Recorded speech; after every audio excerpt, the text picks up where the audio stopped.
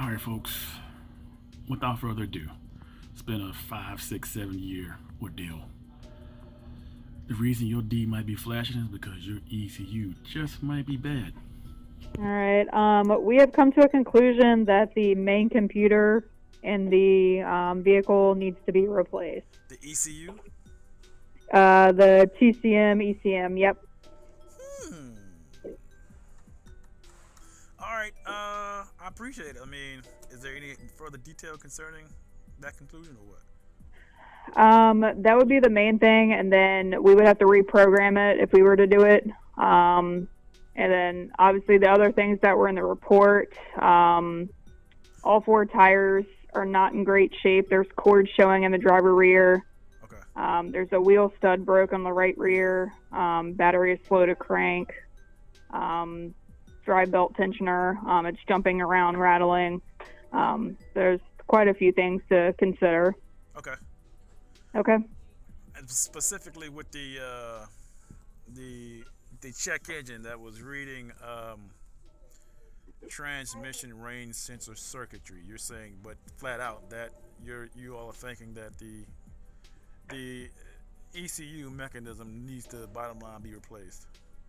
Yeah, so he goes through a whole trouble tree of Okay. what he needs to look through. We replaced the range sensor, and that is not what is faulty. Yeah. So, yeah, we tested two different ones in there, and it's just telling us to replace the TCM. Okay, I appreciate that insight. So that means my vehicle is ready to pick up nonetheless. So we got some work to do. Bottom line, I don't plan on giving up on the car.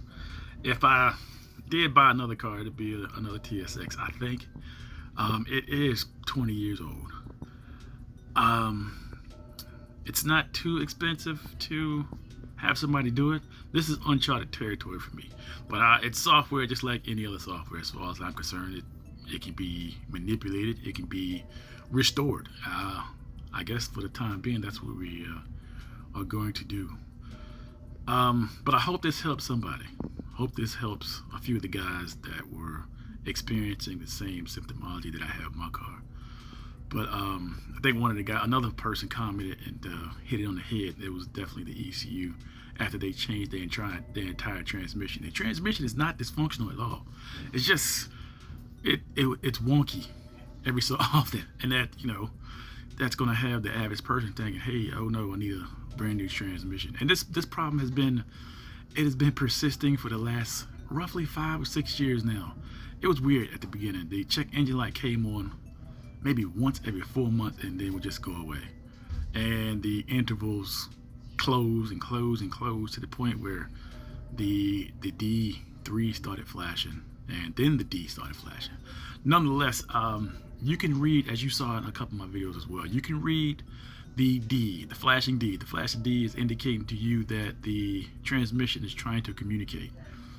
Be it a pressure switch, be it a speed sensor, that can be read with the correct tool. Again, you can see those, at least one tool that reads it in my video lists. But let's see what the actual mechanics said. It was the ECU for the TSX. Yes. What process do you all come to determine that? So I'm assuming you check the voltage. You're looking at the transmission. Yeah, you check voltage, continuity, everything like that, and it's just not requesting the proper information. So that's why he said it has to be the engine control computer. He went through the whole system. And even installed a new neutral safety switch and retested, which is part of the testing procedure.